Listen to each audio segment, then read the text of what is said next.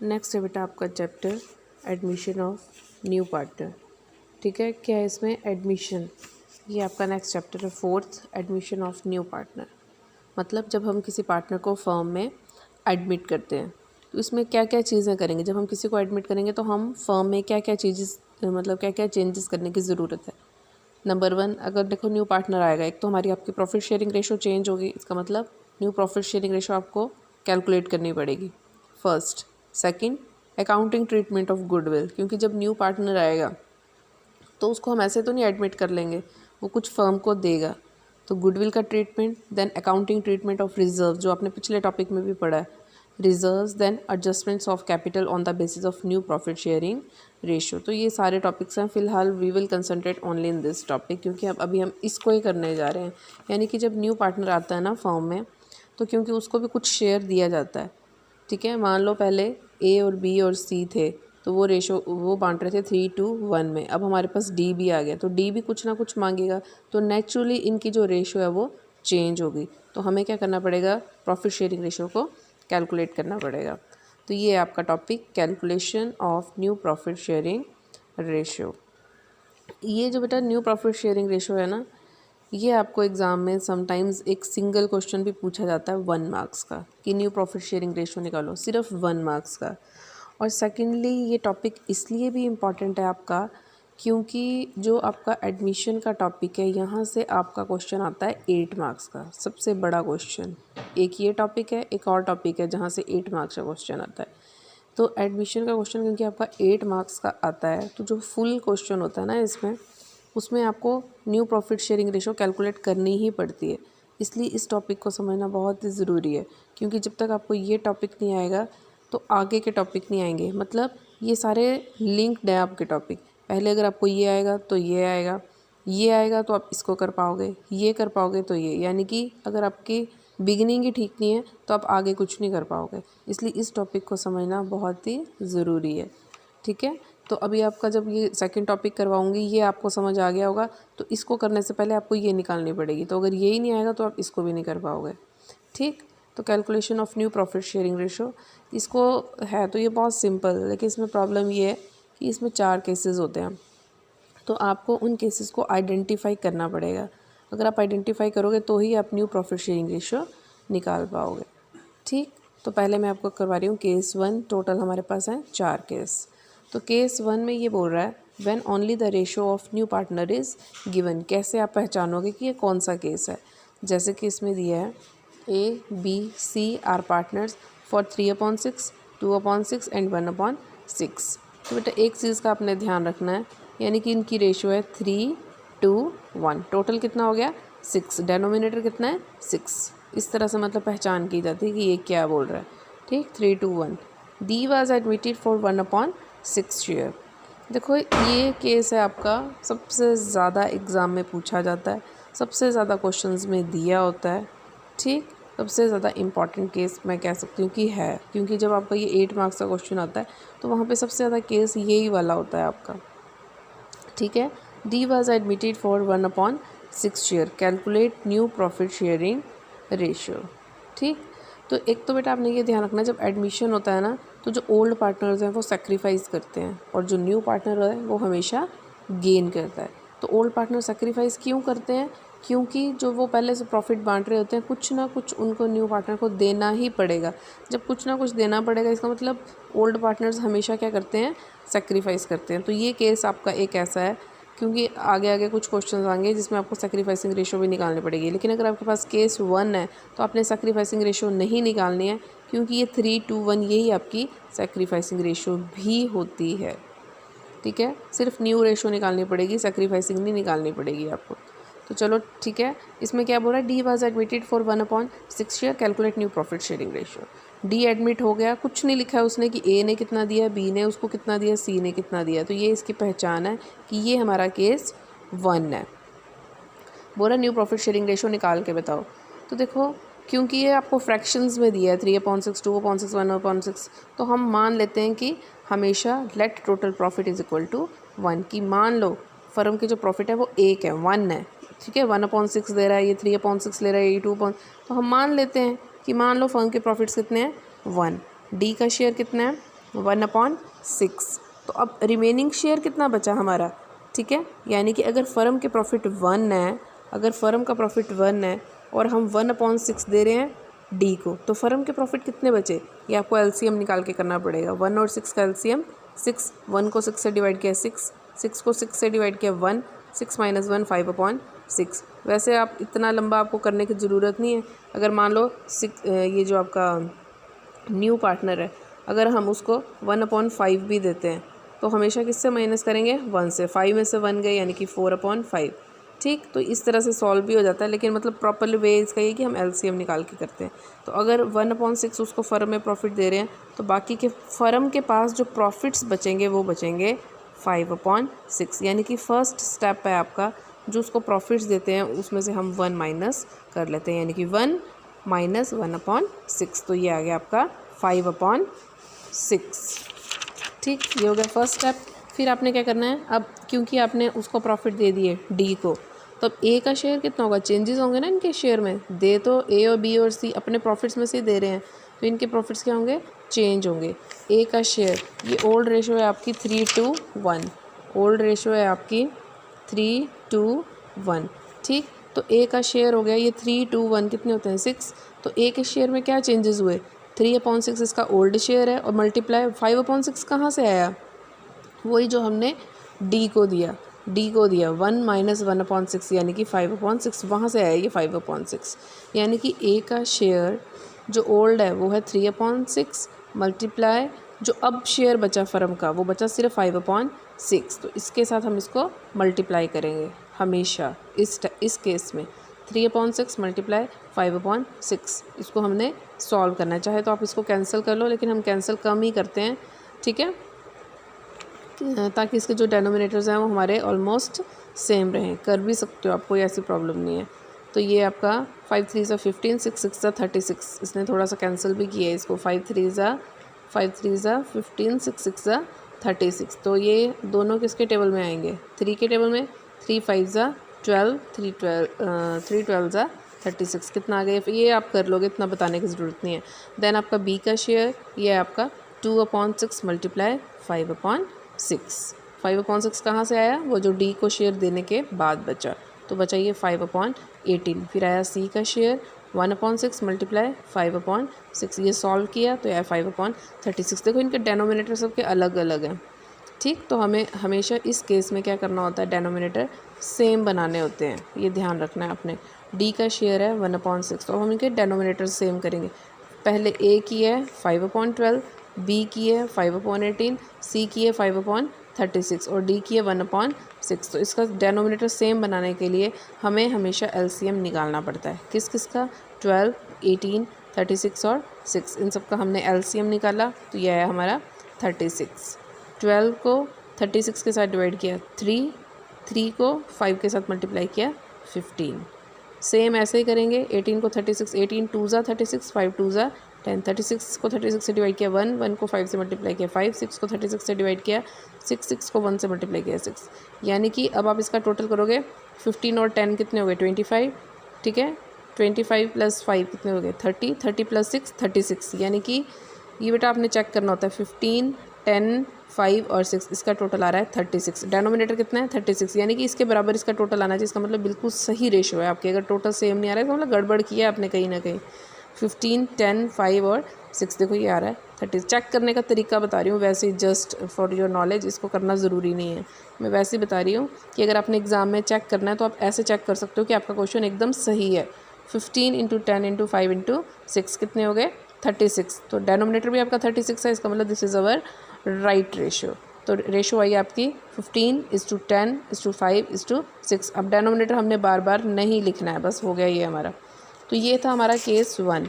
इसकी आइडेंटिफिकेशन हमने कैसे की, जिसमें डी एडमिट हुआ फॉर 1/6 शेयर। आगे आपको कुछ भी नहीं लिखा है, तो ये स्टेप्स फॉलो करने हैं आपने।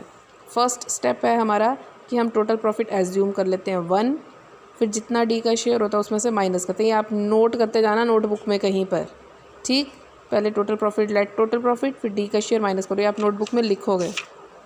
उसके बाद आपने क्या किया, जो ओल्ड पार्टनर्स थे, या आप ऐसे भी लिख सकते हो स्टेप कि आपने सबसे पहले आपने क्या करना है, स्टेप्स इसमें केस 1 में आप स्टेप्स भी लिख सकते हो। स्टेप्स में आपने क्या किया, सबसे पहले जो आपका हमने क्या किया, लेट टोटल प्रॉफिट को हमने एज्यूम कर लिया। सेकंड स्टेप में हमने क्या किया, ये आपका फर्स्ट स्टेप। सेकंड स्टेप में हमने क्या किया, जो न्यू पार्टनर आया उसका जितना शेयर था वो टोटल प्रॉफिट से हमने माइनस कर दिया। और थर्ड केस में हमने क्या किया, जो ओल्ड पार्टनर थे, ठीक है, जो ओल्ड पार्टनर्स हैं उनका जितना भी शेयर है, ये आपने लिख लेना, जो ओल्ड पार्टनर्स थे जितना भी उनका शेयर था, मान लो उनका शेयर था इस क्वेश्चन में 3/6, जितना उसका शेयर है वो जो रिमेनिंग शेयर है उसके साथ बेटा आपने माइनस करना। दीज आर 3 स्टेप्स, ठीक। और बाद में हमने डेनोमिनेटर सेम करना है, वो तो पता ही है आपको, denominator will be made same, denominator को हम सेव करें, ठीक। उसके बाद है आपका बेटा केस 2, ये हमने किया केस 1, अब है आपका case 2। When the new partner purchase, मैं बता रही हूँ कि इसमें क्या होगा, when the new partner purchases his share of profit from the old partners equally, ये इसकी पहचान है। ये क्या बोल रहा है ऐसे नहीं आपको समझ आएगा, मैं बताती हूँ आपको। जैसे कि ये देखो, ए है illustration 2, ABC were partners for 3:1, ये उनकी रेशो दी हुई थी। दे एडमिटेड D फॉर 1/8 शेयर, ठीक। पिछले क्वेश्चन में भी ऐसे ही था केस 1 में, लेकिन अब चेंज हो गया। Which he acquired 1/16 from B and 1/16 from C। बेटा ये लिखा है इसने कि इस केस में क्या होगा, जो न्यू पार्टनर होगा वो पुराने पार्टनर से जो भी शेयर लेगा वो इक्वली लेगा, बराबर लेगा दोनों से।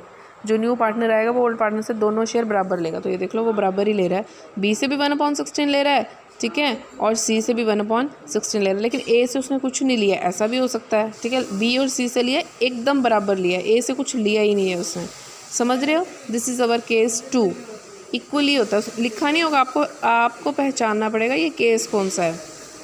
अब देखो A के शेयर में कोई चेंजेस नहीं आएंगे, 3:1 यानी कि 3/6।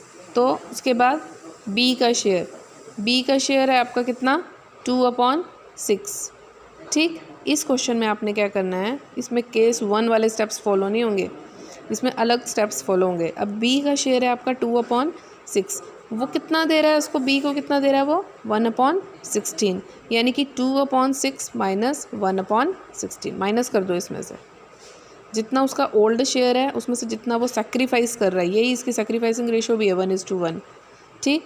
तो 2/6 में से वो कितना दे रहा है 1/16। बस अब इसको क्या कर दो आप, सॉल्व करो, इसको माइनस करो, 6 और 16 का एलसीएम निकालो। बाकी ये आपको मैं बहुत बार बता चुकी हूँ। तो यानी कि रेशो आई आपकी 13/48, ठीक। अब C का शेयर पहले कितना है, C का शेयर 1/6 माइनस दे कितना रहा है ये 1/16। तो इसको भी आप सॉल्व करोगे तो ये सॉल्व करके आया हमारा 5/48, ठीक। अब न्यू प्रॉफिट शेयरिंग रेशो, मैंने आपको बोला कि आप क्या करो, एलसीएम डेनोमिनेटर सबका सेम बनाओ। फिर से 6, 48 और 8 का एलसीएम आपने निकालना है। ये निकाला हमने 48 आया। फिर ये आपको मैं बता चुकी हूँ कैसे सॉल्व करना है, ये सॉल्व किया तो रेशो आई आपकी 24:13:5:6। इसको ऐड करके देख लो क्या ये 48 आ रहा है। अगर ये आ रहा है इसका मतलब ये क्वेश्चन आपका एकदम सही है। ओके, ये था हमारा केस 2। केस 2 की पहचान है कि जिसमें न्यू पार्टनर एडमिट होता है लेकिन वो जो शेयर लेता है दोनों पार्टनर से एकदम सेम लेता है। ये देखो 1/16 1/16, ठीक। इसमें एक और क्वेश्चन है आपकी बुक में, ये Ram and Shyam are partners for 7/12 और 5/12।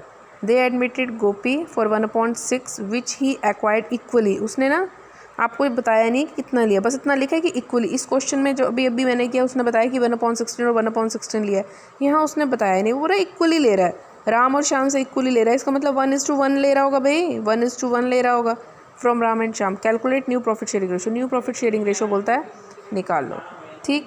ये बेटा आपका कैसे होगा, पुरानी रेशो है आपकी 7:5 है पुरानी रेशो। अब इसमें क्या होगा, पहले आपने ये देखना है कि राम कितना शेयर दे रहा है।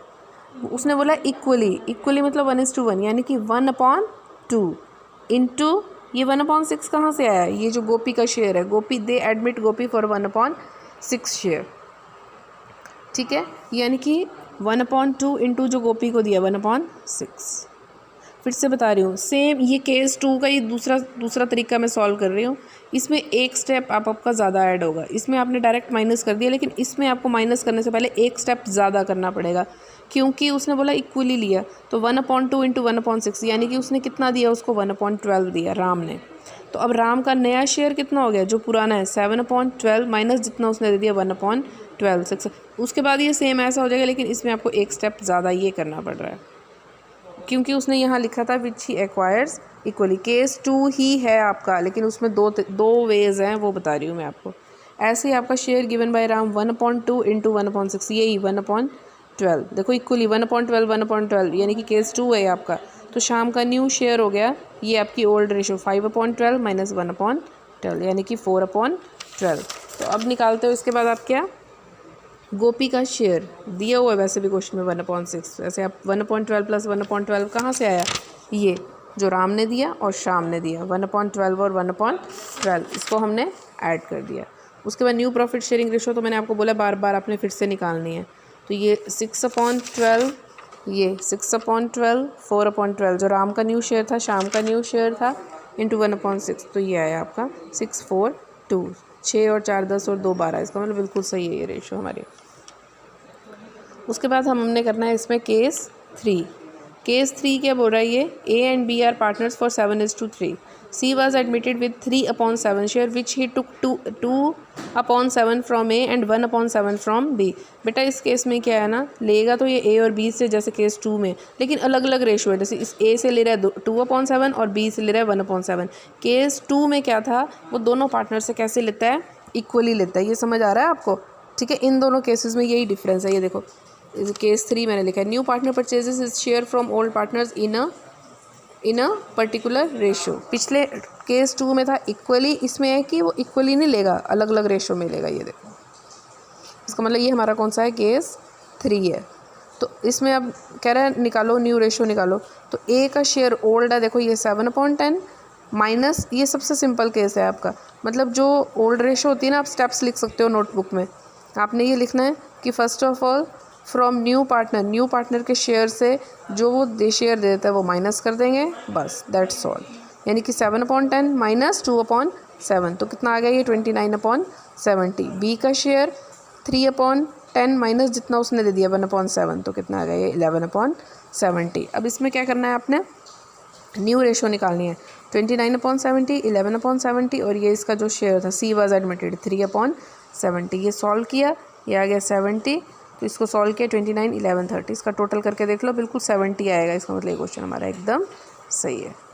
तो केस 3 क्या है, जिसमें आपको एक तो ये फ्रॉम लिखा होता है, ठीक, लेकिन केस 2 में भी फ्रॉम है, लेकिन इसमें 2/7 अलग अलग रेशो है। और जो केस 2 है उसमें एकदम इक्वली है, इक्वली जैसे ये 1/16 इससे ले रहा है, 1/16 बी से ले रहा है।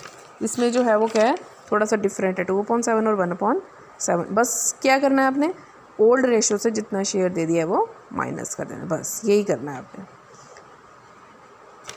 ठीक है। इसमें एक और क्वेश्चन मैंने आपको करवाया है, ये सेम ऐसे ही है भी। Ram and Shyam are partners for 7:5।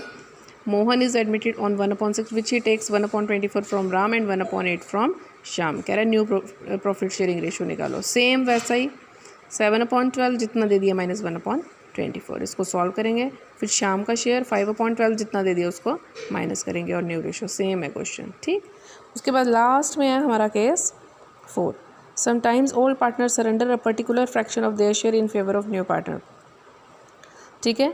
In such cases new partner share is calculated by adding surrender of old partner. मतलब इसमें ओल्ड पार्टनर न्यू पार्टनर का शेयर नहीं दिया होता है, तो वो हम कैसे निकालेंगे, जितना ओल्ड पार्टनर्स ने उसको दे दिया। कैसे देखेंगे, A and B are partner for 7:3। C as admitted as a new partner.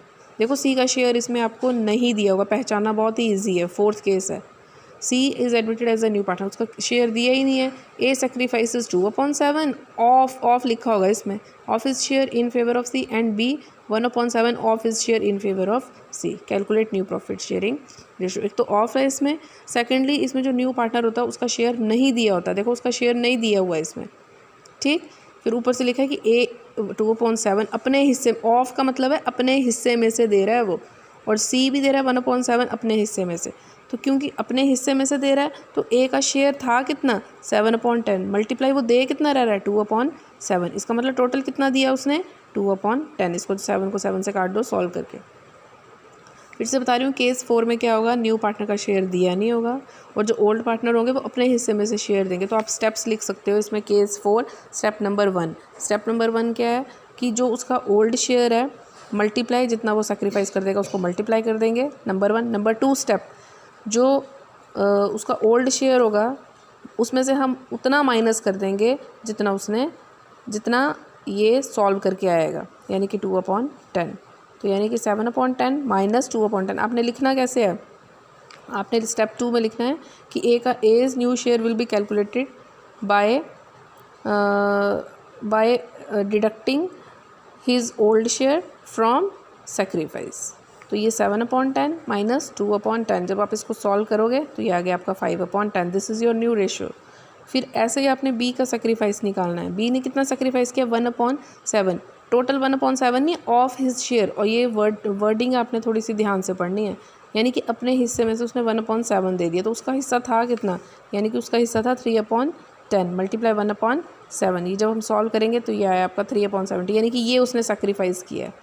तो अब बी का न्यू शेयर कितना आएगा, जैसे कि हमने ए में निकाला, जो उसका ओल्ड शेयर है 3/10 माइनस जितना उसने सेक्रीफाइस कर दिया 3/70। ये सॉल्व करोगे तो ये आएगा आपका 18/70। अब मैंने आपको बोला जो सी है ना उसका शेयर इस क्वेश्चन में आपको दिया नहीं है, तो आप निकालोगे कैसे, जितना ए ने उसको दिया और जितना उसको बी ने दिया उन दोनों को ऐड करके।